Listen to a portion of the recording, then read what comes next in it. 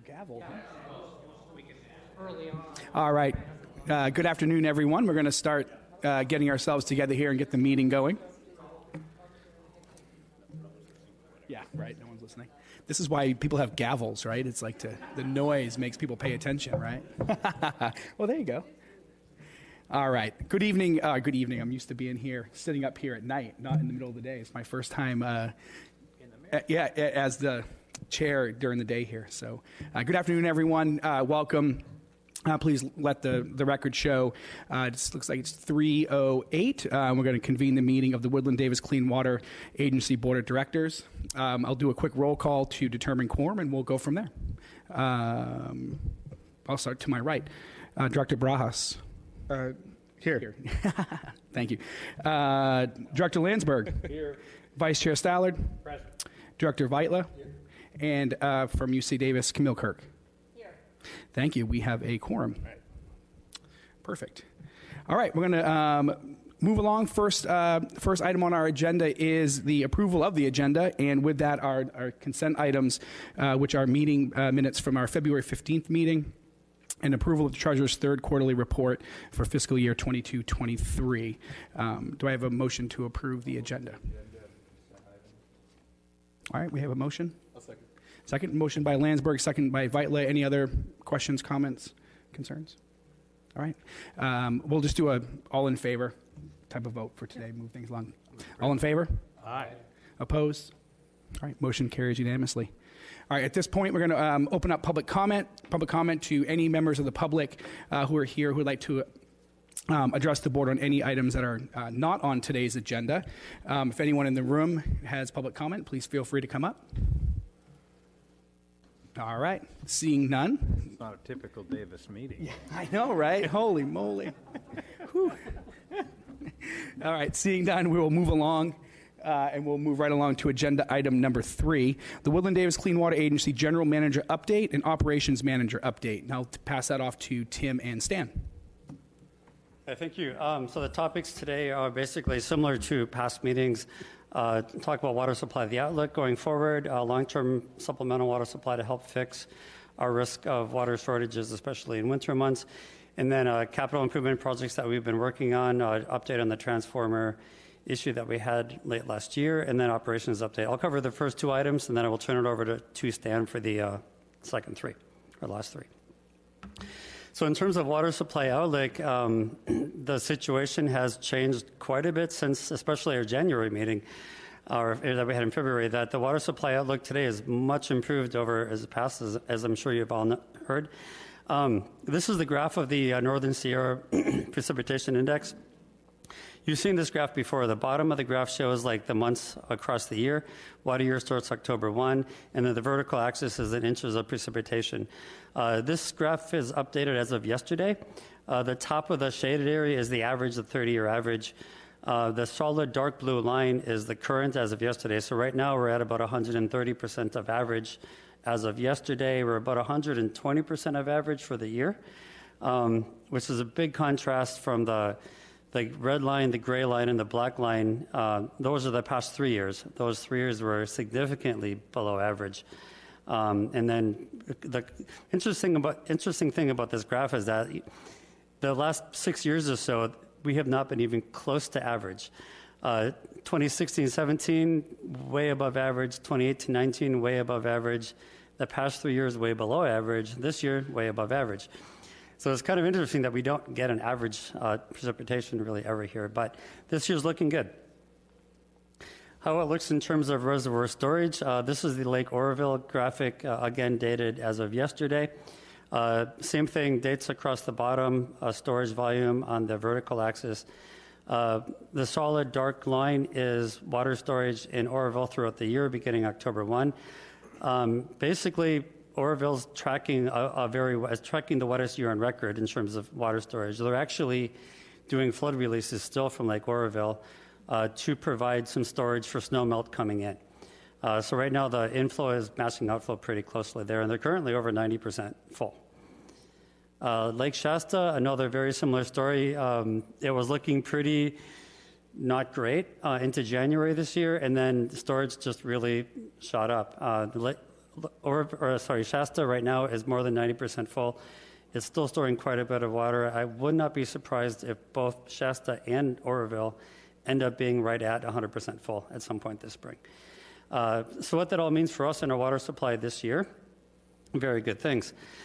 We were notified from the Bureau of Reclamation that we will have our 10,000 acre feet of our CVP water this year. There are no Shasta critical year designations. It's looking like the Term 91 curtailment, which affects our primary water rate, I'm thinking probably will not start until late this year, much later than it has in the past couple of years at least, and possibly may not happen at all. It really depends a lot on how quickly does snow melt. Do they have to do reservoir releases on account of snow melt? So it could likely be that this year's like, I think it was 2018 or 19, there was no curtailment throughout the year, in which case we can run our plant at full capacity throughout the year. So what that means for the agency's partners, we're planning on having the ability to deliver significantly more water to the partners this year than we have in the past 3. I think on the UC Davis side of the water treatment plant, they will be able to take the full 12 million gallons per day every day throughout the summer. Woodland operates a bit differently, primarily on pressure, and Woodland may be able to stay on pressure system throughout the year rather than switch to a flow-based system, as they do when demands are cut back a bit. So how that ties into a long-term water supply a little bit, we're not considering a water transfer for the summer. We think we do not need anything, possibly considering something for winter in case the curtailment comes in place, and then may continue into November a bit. It's really hard to tell whether or not it will rain in November right now. We are working with Salcedo Water District on and other groups on long-term transfer options. We had a really good meeting with Salcedo a month or so ago now. They are very interested in a long-term transfer agreement with us. Both their side and ours, we are talking something longer than 10 years. As of a month ago, we were in a path to try to get something in place this year yet, but there's been a bit of a twist to that. In that one of the factors that was a big issue with our transfer agreements we did with them last year was the stream flow depletion factor. That factor is basically something that's applied and it's an assumed loss to water. What that means, just real simply described, is that Salcedo releases water from their dam to us. It goes through the Bear River, then the Feather River, then the Sacramento River to our intake. The state wants an assumption of water losses along the way, primarily because Salcedo does a groundwater substitution where they pump groundwater instead of using surface water when they sell water. The state's assertion is that some of the water that they're pumping is water from the river that they just released from the reservoir. Historically, its percentage has gone up throughout the past few years. It was 13% last year. We did have to argue for that. Most recently, the state is saying that number should be much higher, potentially as high as 50%. That is very difficult to swallow for all the water sellers in the state, including Bureau of Reclamation and GWR and others.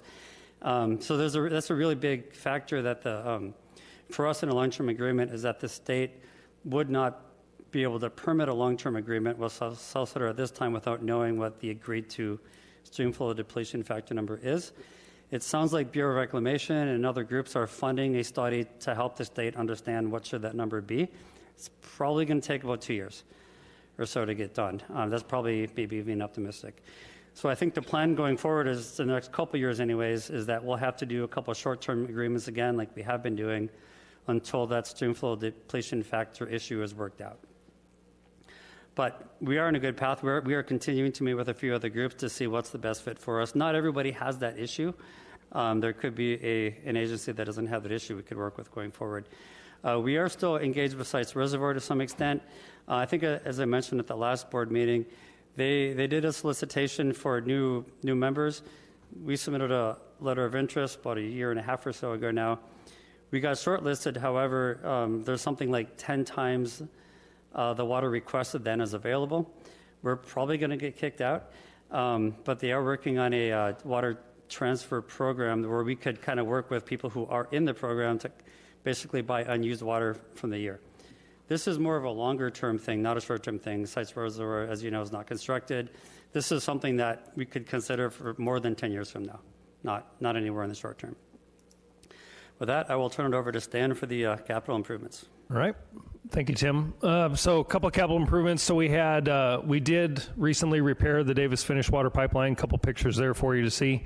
That was repaired over a couple week period. It was a bit delayed in getting done, primarily due to weather constraints with the winter we had. But with the flows coming down to Davis and UCD, still relatively minor, the other supplies that Davis and UCD have were sufficient to maintain us. The shutdown lasted about 5 days total. From start to finish. That wasn't the entirety of the work, but from the time they cut the pipe, welded it back up, got it back in service, tested, was about 5 days. So went right along schedule in that case. Other improvements. So we have mentioned before, raw water flow meter at the joint intake was replaced. Still waiting on some programming for that, but that's back in. Will be back in service soon. The transformer is due to be replaced here in the near future.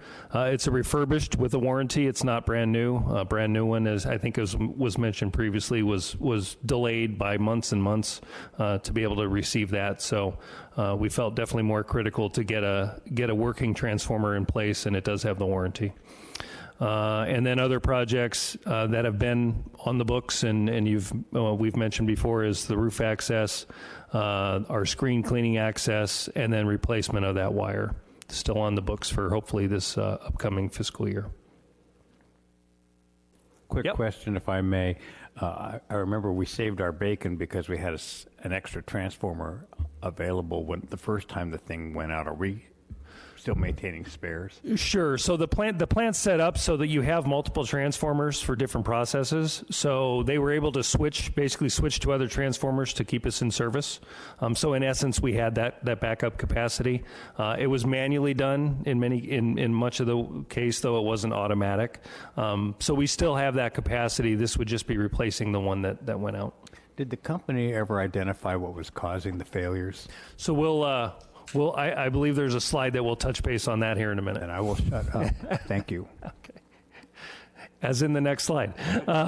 So yes, we did have a third-party investigation.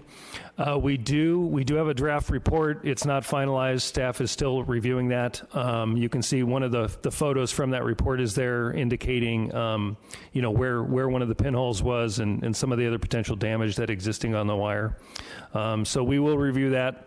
Chat with the third-party team, and then obviously chat with Jacobs.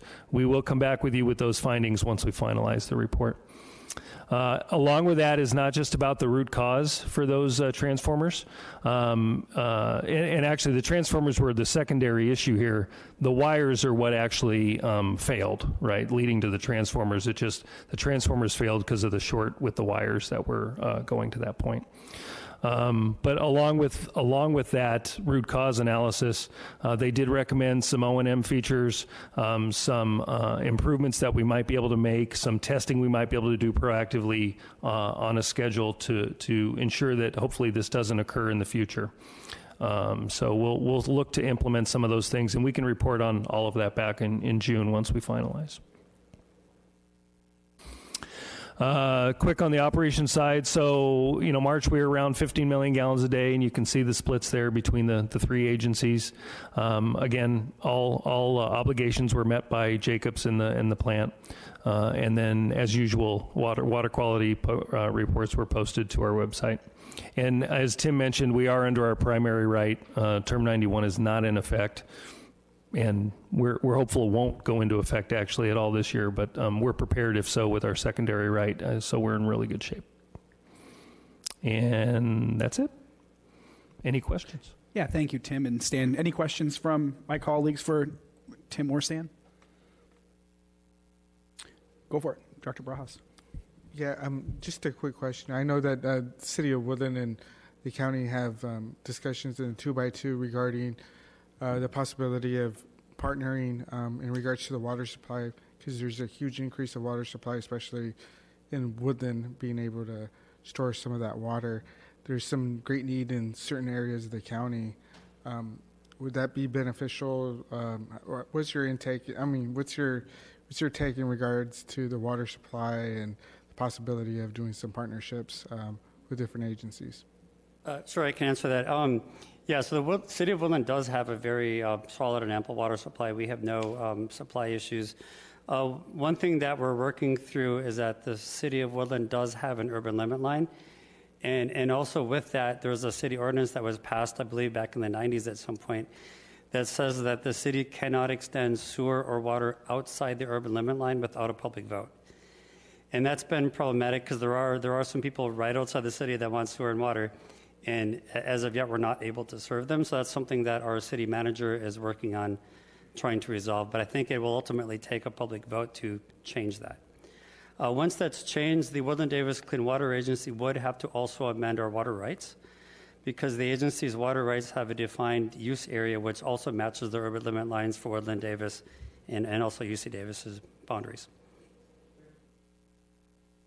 Thank you. A quick question as well. So when we look at snow melt, what does that do to the reservoir? What do we is there a way that we anticipate the amount of snow melt coming over the next few months? Like how is that measured? And then you did touch on it just briefly that they would release some of the water from the dams. But what does that process look like?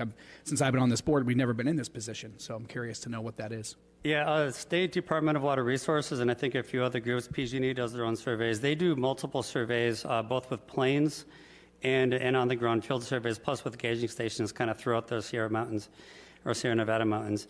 So they basically know how deep the snow is pretty much everywhere and what the water content in that snow is. So through the decades they've been maintaining this data since at least 1922, possibly even earlier. So they have a lot of historical data that says, okay, if snow is so deep, so much water volume in that snow, how much should run off into the various watersheds and into the reservoirs. So they've gotten pretty good over time understanding how and where water should flow, especially to the bigger reservoirs that they watch really closely. We don't do that any of ourselves, but we do have all the data. It's on the state's CDEC website. That's all on there for anyone to look into. Yeah, and I think the only thing I'd add is if you see on the graph here, the end of the curve there for the average flow is pushing into June. So what you're seeing there is actually the snow melt coming in. It's not rain at that point, right? It's the snow melt. So so on an average basis, but as you can see with the line there, we have it. They're starting to see snow melt now, but it's definitely not hitting the reservoir at this point yet. So it's going to be pretty aggressive. Thank you. Director Sollard? It's anecdotal. I have a son who lives at Strawberry, and he says his snowpack, which is substantial, is declining by 6 inches a day right now because of the warmth. So I presume, and Folsom's already full, as I understand it. Does that mean all that water is basically just going to go out to the Golden Gate? Yeah. Folsom Reservoir is very much undersized with respect to the drainage shed that it serves, or that it receives the water from. So yeah, Folsom ends up losing a lot of water that they could otherwise store. It's just a factor of how that reservoir was constructed. Sad to lose it. Yeah. All right. Thank you. Well, that's great. I mean, I think the only thing that's different, since we've over the past couple of years, you see the water rates going up. The only thing that's different about that is that Director Barajas and I have been on this board, and that's where you're seeing the water go up. So I'm thinking that there's got to be a correlation with that. So I'm just wanted to throw that out there for the record. That's the only thing that's been different. So anyway. They nota. All right, so I'll open up for public comment. Anybody here in the room who would like to make public comment on agenda item number 4? All right. Seeing none, we'll move on to agenda item. Oh, I'm sorry, that was agenda item number 3. We'll move on now to agenda item number 4, the 22-23 fiscal year budget overview. I'll pass that off to Tim. Hi, good afternoon. So this is our typical April meeting. We do the budget preview for the budget that will come back to the board for adoption at the June meeting. This first graphic shows budget, approved budget versus actuals through March of this year. The annual budget is actually what was approved originally, not including the water transfers that we did earlier this year, or the budget amendment for the water transfers that we did earlier this year. We're tracking a little bit over. I guess the actual actually includes the water uses. We're actually trending over a bit in the O&M category. The other categories, O&M oversight, permits, water supply, agency administration, are all tracking roughly equal to below what was projected, and then the debt category at the bottom is basically exactly on because that doesn't change every year.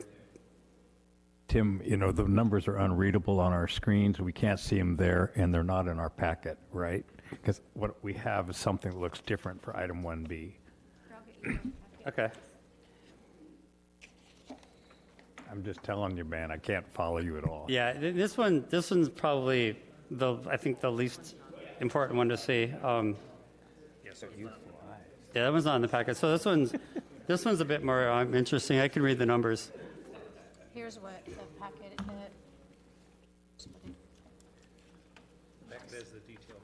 The packet has the details, all the budget details in it. Yeah. So I can read through these numbers. So this is the cost comparison from the adopted budget at mid-year versus where we are projecting to be at the end of the year. In terms of our operation and maintenance budget, our mid-year adjustment was at $13.2 million. We're projecting that we will end the year at $13.0 million, or a savings of, we're coming under budget roughly $182,000. O&M oversight, the mid-year budget amount was $193,000. We're projecting we'll end the year at $175,000 with a coming under budget roughly $17,000. Permit water supply category, we had projected $181,000. We're expecting to spend right around $87,000. So we're coming in roughly half on that one. Agency administration has a budget line item of $572,000. We're expecting to use right at $500,000 of that and come in roughly $70,000 under. And I'll explain why in the next couple of slides. O&M contingency, we're projecting to not use that this year. The SRF debt and reserve payments, which is the 600 series, $10.6 million. We'll spend $10.6 million. That will continue for at least the next couple of years. In comparison of the mid-year adopted budget versus our projected expenditures, under the O&M series, we're expecting to come in roughly $182,000 below that. The biggest reason for that is we had been planning to spend roughly $240,000 under the extraordinary expenses and repair and replacement expenses, basically related to the filters. The filters in the water treatment plant are expected to need to be replaced every so often. Plant operations staff did look at that recently, and they're not needing to be replaced at this time, and probably have a few more years of life, so we're not doing that. The savings is offset a bit by about an $81,000 increase in electricity and chemical use due to us using a bit more water than was projected.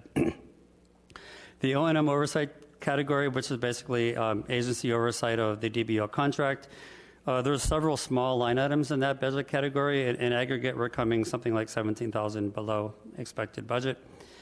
Permits and water supply category, we're coming in about $93,000 less, mainly because we're using a bit less budget than what was anticipated for water rights support, and mainly for water right long-term transfer agreements. Agency admin budget, we're planning to come in roughly $70,000 lower. There's, again, several small line items in there. All of them are basically a little bit under, in aggregate of $71,000 under.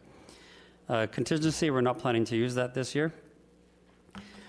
And looking at the budget preview for the next fiscal year budget, basically we have two budget categories: operation and maintenance, which are directly the cost for operating and maintaining our facilities, and then our debt and reserve payments.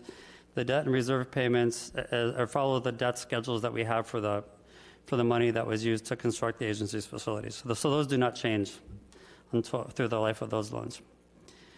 I'll read these numbers. They're probably a bit small again as well. So in comparison between the budget categories of current fiscal budget versus next year's budget, the current budget had, this is again the original budget, not including the water transfer. So the total was like $20.4 million. Bottom line for the proposed budget is $21.3 million, so it's a bit higher, a little over roughly $1 million higher, or $900,000 higher. And the main increase is the O&M category. Last year's budget, or current year's budget, has $8.3 million. We're proposing $9.15 million for next year, which is an increase of just under $800,000. The O&M oversight, permits, water supply, agency administration categories are all basically the same, more or less. O&M oversight's $137,500. We're projecting $138,500, so an increase of $1,000. Permits and water supply, we did add about $67,000 from current budget $181,000 to $248,000, and that's mainly getting into how do we work into a long-term agreement with somebody. Agency administration has a slight decrease from 593,000 to 587,000. Basically, we're trying to narrow in on several small items, what we're actually going to be spending on those. Operations contingency increases a bit from 463,000 to 506,000. It's about $42,000, and that's simply because the operations contingency is defined as 5% of the O&M budget. So if there's a higher operations budget, there's a slightly higher contingency. Debt reserve payments do not change. They're staying at $10.6 million. Question? Yes.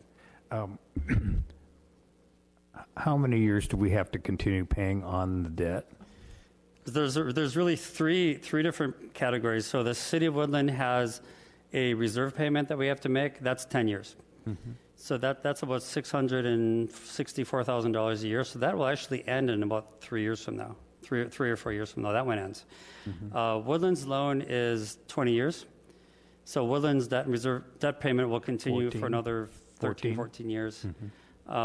Davis has a 30-year loan. So Davis's loan will extend 10 years past Woodland loan sunsetting.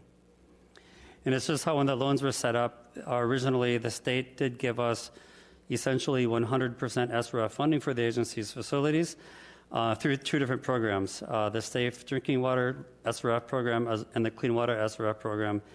One program had a 20-year loan life, the other one had a 30-year loan life, and that was the only way we could cobble together. Part of the reason I asked him is at least for Woodland and Davis, both communities are very reactive about water rates.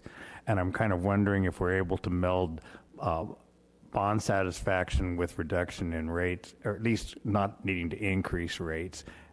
And right now we are not seeing 5-year projections for budgeting for this organization, which is understandable. It's a smaller organization. But I am interested in avoiding moving towards rate increases in water if we can conserve costs here through no more interest payments on the bonds at some point. Yeah, the loans do not change throughout the life of the loans. Woodland's interest rate is 1.78%. Davis's, I believe, is 1.9%.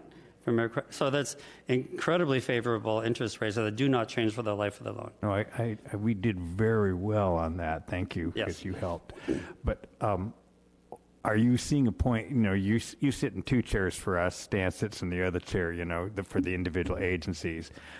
Do you foresee a time when we're going to have to raise rates, and when do you foresee that? Are you thinking about that? For the agency, it varies. How much we spend annually varies. The debt is roughly debt payments are roughly half of our total budget. O&M are the other half. Percentage of the O&M expenses is kind of fixed within the DBO contract, and some of it is how much water we actually treat, and then chemical and electrical costs. And I'll talk more about that in the next couple of slides. But really, if we're treating less water, our budget actually goes down a little bit. This year we're planning on treating more water, so it goes up a little bit. But that does offset some expenses that the partners have, because the partners don't have to operate their wells as much or as all, so they don't have to pay for electricity and chemicals. It's kind of, I realize that's kind of an unfair question on the spot, but I would like you to think about that question, perhaps talk to us in the future, be projecting for multiple years, so that, we can, and also I love scenarios, what are our choices here to keep the rates as low as possible for our residents? Thank you. One thing that will happen in 2025, we will be switching to WAPA power. Yeah, and WAPA power will be somewhere between 20 and 40% lower in electric cost than we're currently paying. So Go ahead. So a couple questions there. Board member Stollard, I had to think where I'm at here, So a couple things. One, from a rate perspective, certainly with Davis, and I'm sure Tim with Woodland, when we're looking at rates, our projections and looking at our 20-year horizon, not for capital improvements, but for these types of costs that are primarily, as Tim said, we're pretty consistent here. I mean, there is an increase that's being projected here because power and chemicals are really a driver there. But from that perspective, we do take into account in our prospective rate studies the anticipated costs moving forward for these agencies. And I would suggest as you probably have seen in your wastewater infrastructure and others, while we debt finance and you have a 20 and 30-year life, once you get to that point, quite frequently you're investing another 20 or 30 million to replace things, right? Yeah. So, and while we have some of that captured within our budget now as the R&R and replacement reserve, that won't fit the bill for everything, right? So some of those costs will continue on, moving forward. So from a rate perspective, we absolutely account for that. And in Davis, at least, do not see this agency impacting our rates materially into the next 5 to 10 years. Really, we're in pretty good shape there. From the other perspective of Woodville looking forward, I believe in your packet is a projection. I'm not sure if it's 10 years or not. Yeah. I believe there is a 10-year projection of anticipated costs. Now, obviously, pieces of those are variable. Again, but if and what we can do is we can share that with you afterwards as well. We can make sure we send that out so that you have that. Okay. Yeah, it is in the packet. It's Exhibit B on what page it is. And it's very small numbers. Very small numbers. Well, we also will look and endeavor to make the tables a little more, so. Okay. All right, thank you. Do you have one on this part here? All right, Just real quick. Director Barajas. Yeah, it seems like you've been doing a really very good job, Tim, and you and your staff regarding just keeping the expenses under, saving some money. So my question is, at the end of the year, when some of this money is saved, does the remaining balance go back to the contingency fund, the reserve? Could it go back? Could this board make the policy to some of that money go back to some of these loans to pay it down? What's usually the past practice? Yeah, how we handle. I don't think we were not allowed to prepay the loans. That's one of the conditions I believe we had with the SRF loans is that we have to pay according to their schedule. But what we do is every year typically we have underspent our budget, and it takes us about 3 months or so after the end of the fiscal year to get the last of the invoices in and paid. Once we do that, we know exactly the amount that we underspent our budget. And what we've been doing is crediting the partners on their quarter 2 invoices that the agency sends out. The agency invoices the partners on a quarterly basis. So usually the second invoice of the year, we'll get that credit back based on what each partner's allocation of the underspending was. So the agency we never keep that money. One thing we did change from a few years ago is we used to refund the contingency to the partners every year and then include that in the quarterly invoices to get back. A couple of years ago, we decided it was better just to simply leave that in the agency's bank account and then not deal with that on the quarterly invoicing. All right, thank you. So I have a few more slides. Yeah. So comparing on the agency's budget current year versus next year's budget, the 100 series budget was the agency O&M. Roughly $794,000 is the projected increase over current year.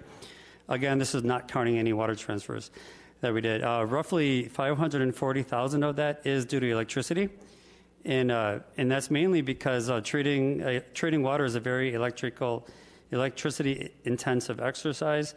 So treating more water, of course, is more expensive. Also, we are expecting another 10% PG&E rate increase this year, on top of the 10% we had last year. So it'll be a good relief for us when we switch to WAPA in about a year and a half from now. And the other part, another big part of it as well, $375,000 for fixed and variable O&M cost.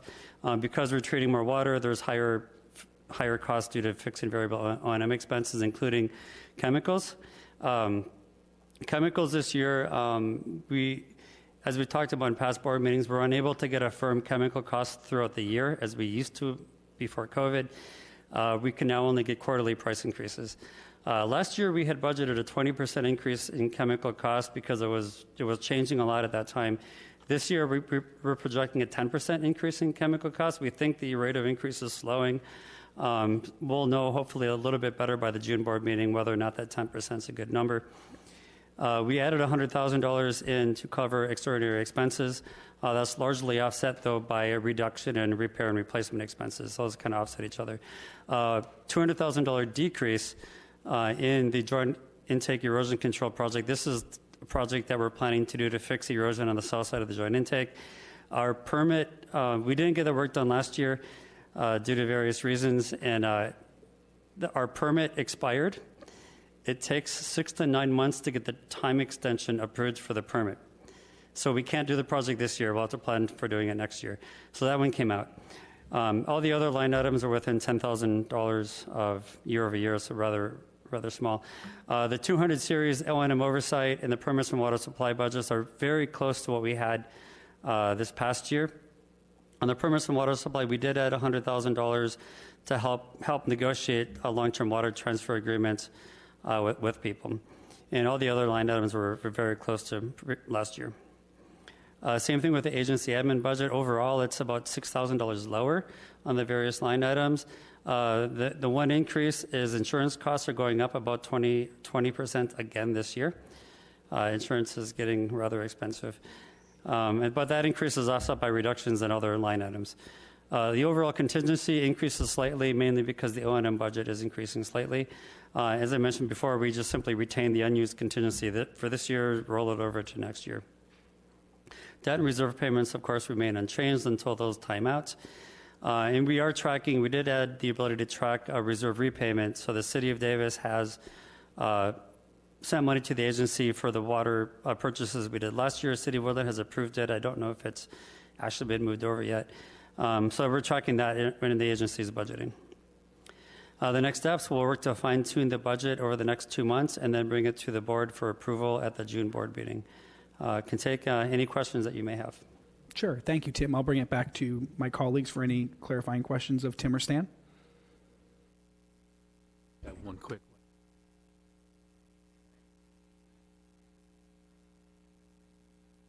We go through YC Parmia. Okay. And they Yes.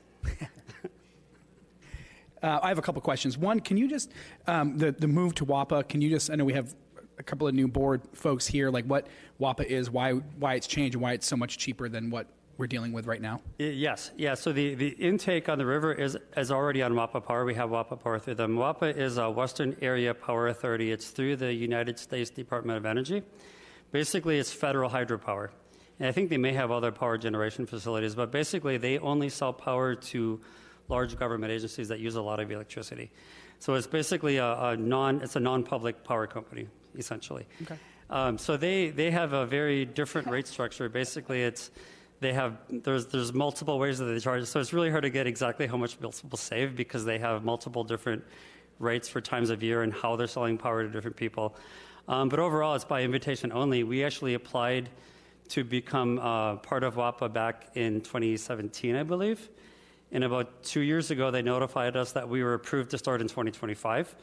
Last year, the agency approved contracts. We had approved 3 different contracts with WAPA for the various power pricing agreements that they have for us to start taking power in 2025, and that's a 30-year contract that we're signing up with. And we're reaching out to WAPA now because we're about 1.5 years out from switching to try to find out do we need to buy a new power meter, what happens with the switchover, and try to start ironing out those details with them so we're ready on day one to start using their power.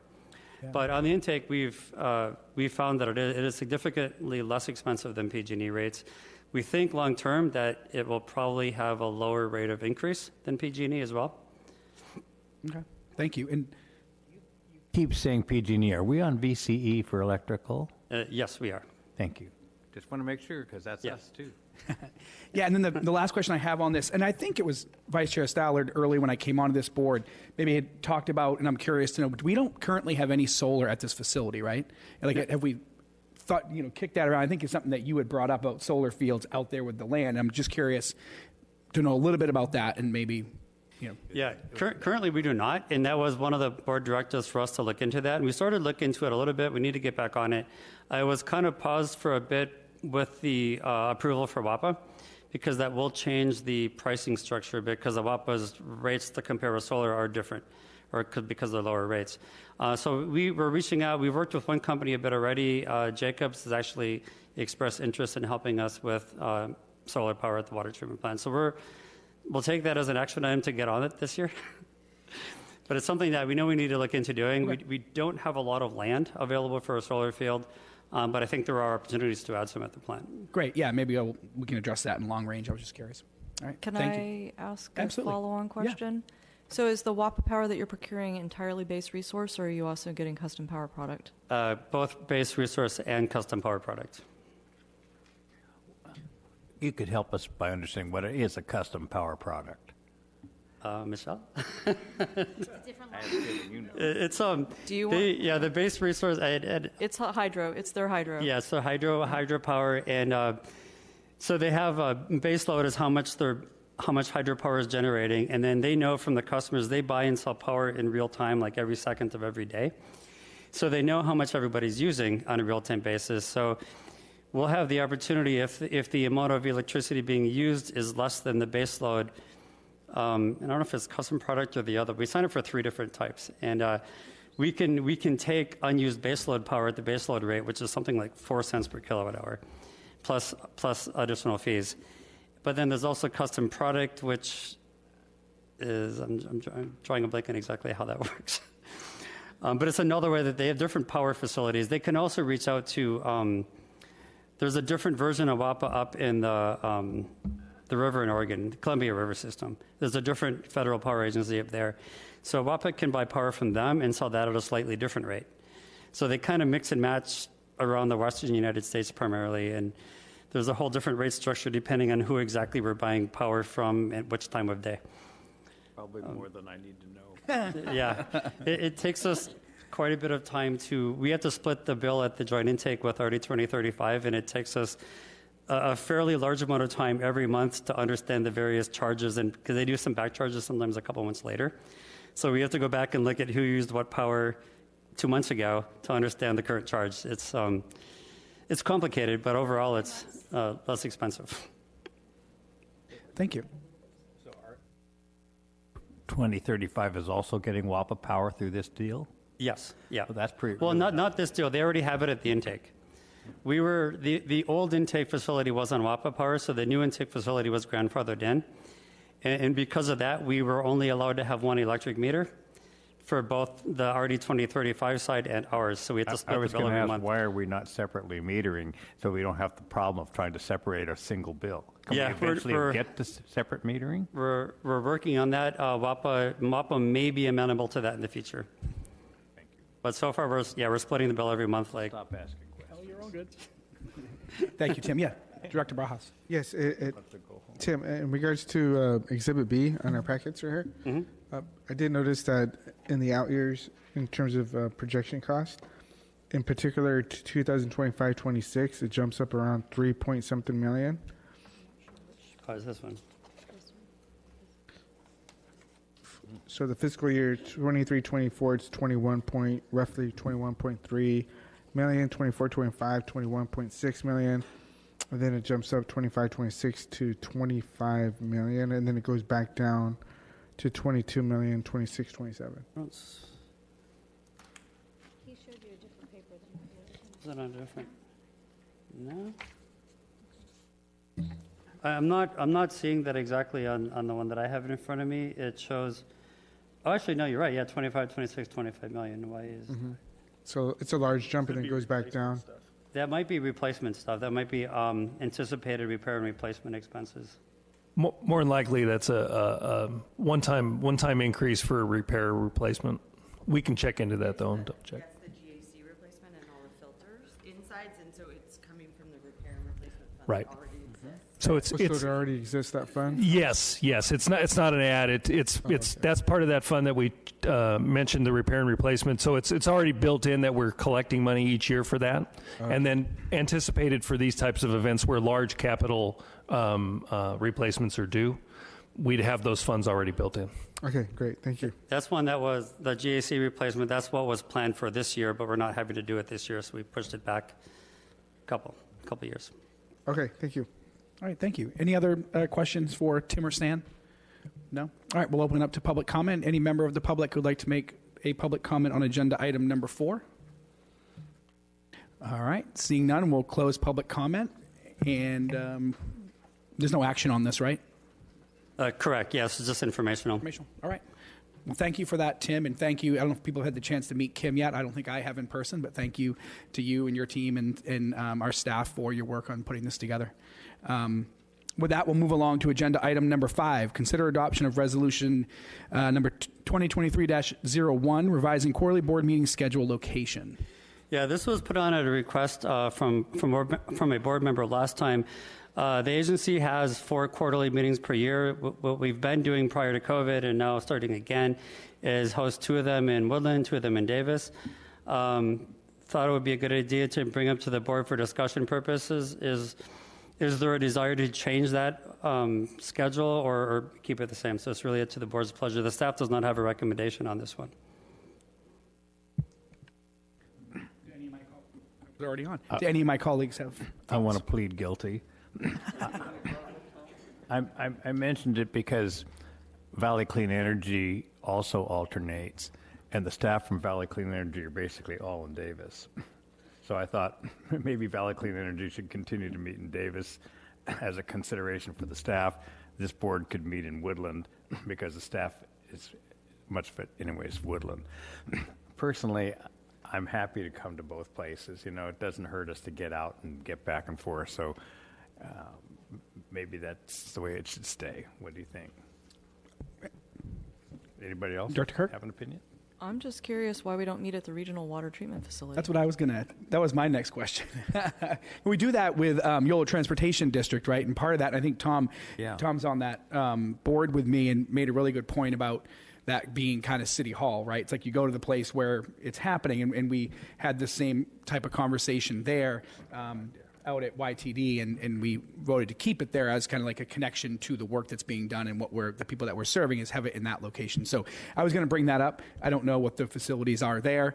I am, to be honest, open to whatever my colleagues want to do here. I don't have a preference either way. So Only thing I'd mention about the plant is we're not set up for video or otherwise, so we'd have to make those adjustments. That's probably the primary reason that we started using the city halls from each agency. Are we compelled to video our meetings by any law? No, you're not. Well, you know, because It's I don't best think practice, but not required. I'm not sure it's essential that we do it. I think an audio recording would be sufficient for this particular agency. I'm open to others who might feel differently. Dr. Bras. Yeah, audio is fine. And I don't mind meeting out here in Davis. I like getting away from Woodland sometimes. That's what I said to Tim yesterday when we were talking about this meeting. I was like, it's nice to get out to Woodland, like go to a coffee shop and sit down and not be bothered by people, right? Not that I don't mind being talked to, but like you can't really just sit and have a conversation with somebody. So it doesn't. Again, I'm fine either way. That's the question. Yeah, is indeed most of staff based in Woodland? I'm sorry, Stan, if this is I think I am the only staff member not based in Woodland at this point. And everyone else I'm is correct. In Woodland? I sorry, Amy. And I will say I'm fine going to Woodland as much as possible if you. Yeah, I mean, it's on the to way me, home. it makes sense to have it in Woodland if most of the staff is there to prevent the need for time and transport. But I'm open to either. I don't have a strong preference either way. Sorry, Director Brown. Now I'm feeling bad. No, it's all good. I only live 3 blocks away from the city hall, so I'm good. I'm good with that too. I think the idea of doing it at the plant's an interesting one. There is a nice conference room there that would function for this. I'm certainly sure we can set up whatever the board felt was appropriate for either recording and or video. I mean, there's technology is there. It's not that difficult. Wouldn't be that difficult to set up if you had a desire to try it, or maybe try it at the plant, see how it went, and then you could revisit the decision. Let me ask one more wrinkle, though, because we have to solve this problem right now. That's a protected facility under Homeland Security, and it's, you got to have admission and sign in and all that kind of stuff.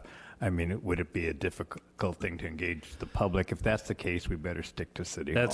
That's also a very good point. I don't see it necessarily as an impediment, but yes, if you're going to have a public meeting, the gate would be open. It would be noticed, so people would know the gate's going to be open and those types of things. So that's a very good point of leaving it at either both agency city halls or one. So yeah. Okay, that actually changes it for me a little bit, because I feel like we want to be really open to the public. We also want to be really mindful of security. So I'm cool with the alternating thing or Woodland. I don't care either way. I'll speak up. If the facility had a boardroom, that's probably the place to do it, but it doesn't. So the alternate location is fine with me as well. You know, I feel like I started a can of worms here, and I apologize. I think it sounds like rotating. It's not a problem really at all. So Okay. Yeah, so it sounds like people are okay with going back and forth. We can always revisit this. We've done that with YTD, and I think you did it with VCE as well. We so. endured Zoom for 2.5 years. Yeah. I don't mind the drive. Yeah, absolutely. So there's no action needed on this, Josh? Is that what we're... That's correct. You can just table this. Okay, perfect. Thank you. So I will open it up for public comment. If any members of the public would like to make a public comment on agenda number 5, please feel free to come up and make a comment. Don't all rush at once. Seeing none, we will move along to agenda item number 6, long-range board calendar. And I will turn that over to Tim or Stan. Tim, I guess. Yep. Next on the long-term calendar is the agency's board meeting, which is currently scheduled for June 15 in Woodland. Sorry. No. 15. Oh, sorry. Look at The wrong year. Yeah, June 15, 2023 in Woodland. So we have generally our typical GM and operations update, the final budget, selection of chair and vice chair for the next calendar year. Usually we have some consultant contracts to approve, not anybody new per se. Water transfer, Salcedo Water District we have in there, but that's not going to happen in June. Maybe something a bit later. And that's really about it. it often happens. Oh, that's June. There may potentially be something on water rights. There's a couple water rights bills going through the state legislature right now that are very detrimental to water rights holders. So that's something that we're tracking, and there may be something for council to, or for the board to opine on with respect to those, if necessary. Okay, thank you. They unfortunately passed committee earlier this week. I was at the meeting. And are there any items that any of my colleagues would like to address or put on the long range? I would like to just maybe have the follow-up around solar and what that looks like, if we can put that on at some point, and or have it on the long range, and whatever that process is over the next number of months, or whatever that takes us, would be great. Yeah, we'll do. Michelle just reminded me that we did trade information with Jacobs. They have in-house staff that can help us with that, and there's another private company we've been working with a bit already. And the private company was more interested in doing like a full net metering, and we have a 2 megawatt service. We're probably not going to try to do net zero. It would take about 20 acres of land, I think, to make that happen. Okay. So we're trying to work out something that does work with us and with WAPA's new rate structure and how to make the right financial decision. Okay, thank you. Sure, Director Vitla. Yes. Yep. Beginning in 2025, ending in 2054. You're on now. There you go. All right. Thank you. Any other? Yeah, I have one. Sure, Director Landsberg. A member, Barajas, brought up the idea, the potential working with the county on water issues for them. And I think that the county may be coming up with a proposal that may want to be addressed to this board at some point, is my understanding. So we should leave that maybe on the long range sometime for 2024. Okay, we can include that. Great, thank you. Any other comments from my colleagues on this item? All right, we'll open up to public comment. Any members of the public would like to speak on our long-range calendar? All right, seeing none, we'll close public comment and move right along to agenda item number 7, board member comments. Open this up to any of my colleagues who may have comments for today. I just have one brief one. I want to thank staff for providing this ongoing information about water supply. It's really helpful because, believe it or not, Tim, we get a lot of questions on water and why it's so darn expensive. And I love to show the graph you just sent, I think it was the other day, about water quality. I put that on my page and let people see it so that you quit complaining about the water supply. Yep. Now, we do have excellent water supply, water quality from the agency. And, I want to echo and join in on that praise. I mean, these are about the most wildly differing times in water management ever. And thank you, staff, for diligently pursuing it, finding us alternative water when we needed it, and being able to bounce right back to where we can deal with the water situation. And I just feel our agency is very well managed. So thank you. Thank you. Yeah, I would definitely agree. And I would just say that it's nice to be in these meetings and not have Tim look so sad and upset because of the forecast that he has always brought forward to us over the past 3 years. It's just been so doom and gloom. And now he's got a big smile on his face and moving things around. So thank you for all your work. So with that, we will move to item number 8, adjournment. And our next regular board meeting is scheduled for, as Tim said, June 15th. And that will be at 3 o'clock in the afternoon at Woodland City Hall Council Chambers at 300 First Street in Woodland. And with that, we are adjourned. Thank you.